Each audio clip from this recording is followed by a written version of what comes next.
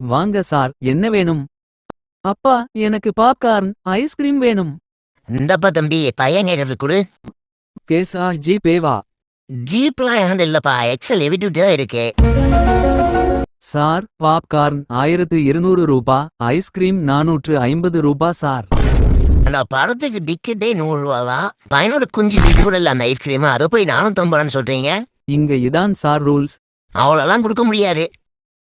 என்னடா இங்க சத்தம்? இவரு காசு கொடுக்க மாட்றாரு. ஒழுங்கா காசு கொடுத்துட்டு போ, இல்லனா நாங்களே புடுங்க வேண்டியதா இருக்கும். 1 week later. சரி, இந்த ஹோட்டல்லையே சாப்பிட்டுட்டு போயிரலாம்.